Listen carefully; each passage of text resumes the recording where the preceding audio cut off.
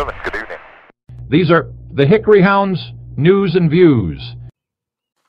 Over the past few months, I've been working on a civic analysis project titled Hickory, North Carolina, Compendium of Socioeconomic and Cultural Intelligence. This compendium is a single article or visual. It's a structured assessment of how this place functions, its dynamics. It looks at the systems that define daily life for the people who live here, the population trends, jobs, wages, housing, infrastructure, education, health, culture, and more.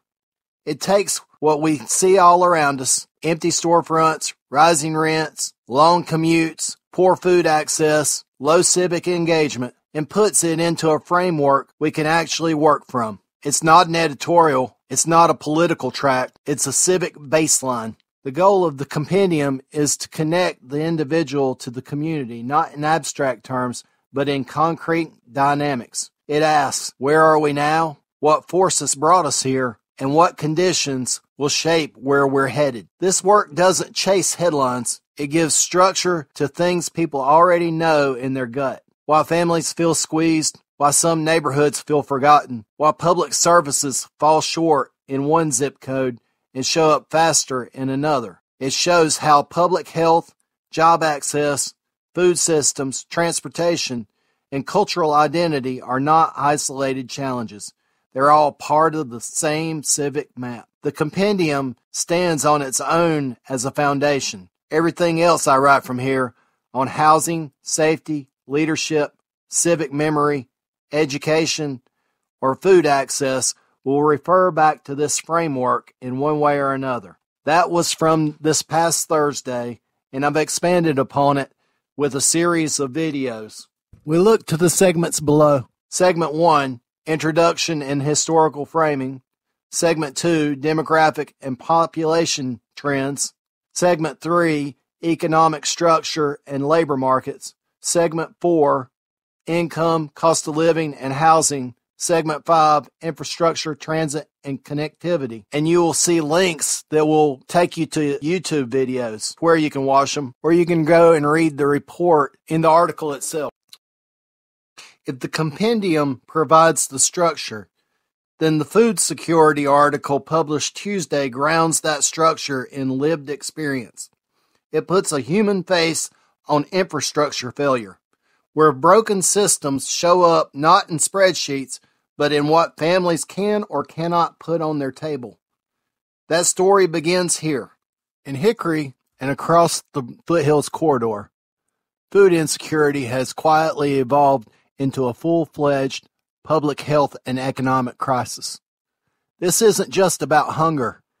It's not just about poverty. It's about the breakdown of systems, distribution systems, land use systems, cultural systems that once supported local food access and now leave entire communities disconnected from their most basic needs.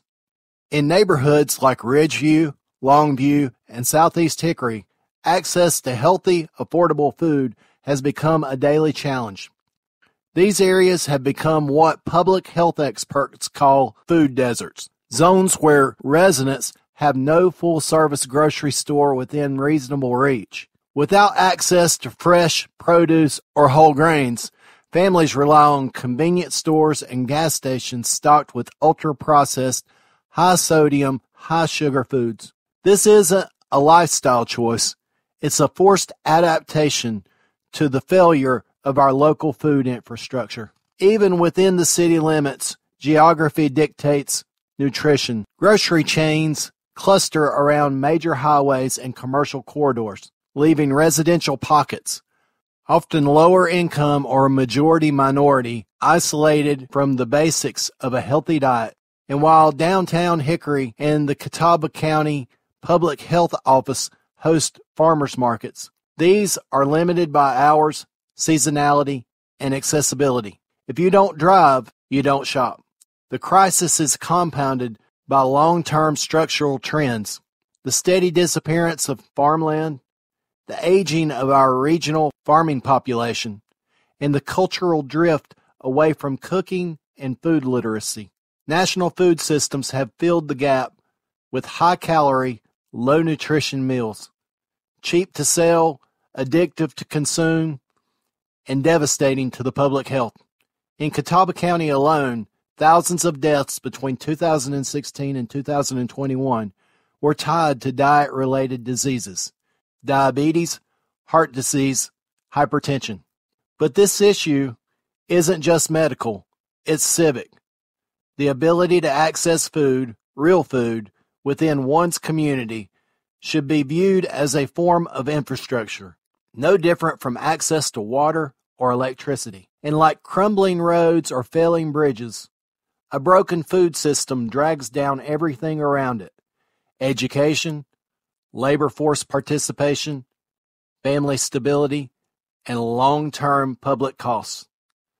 This report explores how we got here, who is affected, and how communities across the country are beginning to treat food access as a policy priority, not a charitable afterthought. The question isn't whether Hickory can afford to fix its food system. The question is, how long can we afford not to?